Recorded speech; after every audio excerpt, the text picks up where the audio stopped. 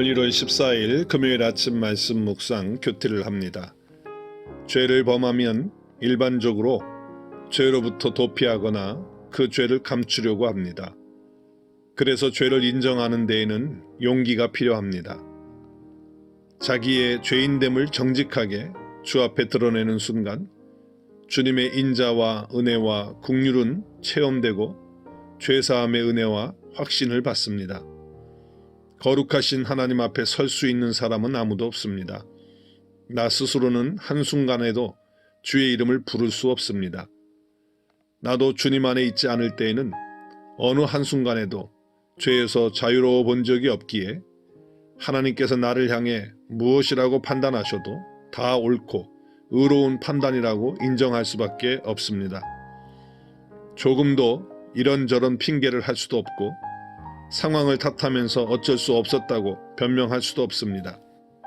다윗은 범죄하는 그 순간에 아무도 죄를 짓는 자기를 못 보았다고 생각했지만 하나님은 보고 계셨기에 주의 목전에서 내가 죄를 범했다고 다윗은 고백하며 그렇게 무서운 죄를 짓게 된 것은 자신이 어머니의 모태에서 잉태되고 출생 때부터 죄의 존재가 자기 안에 있었기 때문이라는 것입니다. 그러면서 죄를 용서해달라고, 죄를 씻어달라고 합니다. 다윗이 감히 죄의 용서를 구할 수 있었던 근거는 인자, 즉 성실하신 하나님의 사랑, 변치 않는 사랑, 나의 불성실함에도 불구하고 하나님은 여전히 성실하게 나를 대해주시는 그 성품과 언약적 사랑 때문이었습니다. 다윗은 풍성한 긍휼로서 불쌍히 여기시는 하나님의 성품과 언약 안에 있는 그 많은 주의 사랑과 자비하심의 근거에서 용서를 구합니다. 또 하나는 하나님의 대속의 그 사랑을 근거로 다윗은 주 앞에 나와서 용서를 구합니다. 7절의 우슬초는 스펀지와 비슷한 식물입니다.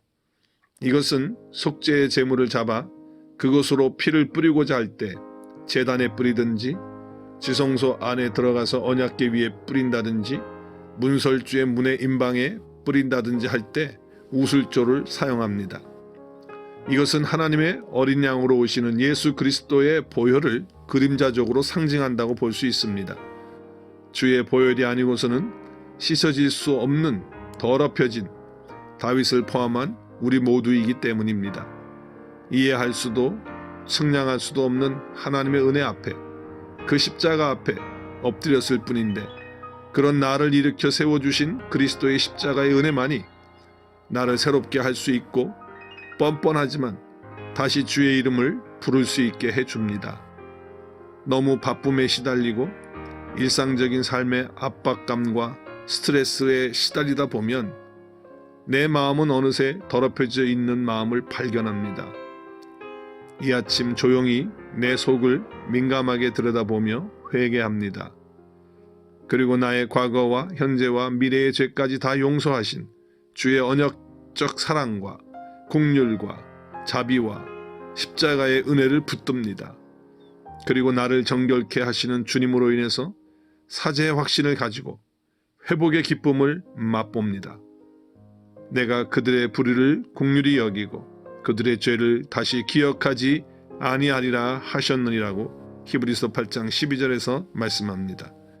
이제 죄 용서받은 자로서 다른 사람들의 허물과 죄에 민감하지 않고 탕감받은 자로서 긍휼과 용서의 마음으로 품고 사랑하며 감사로 살겠습니다.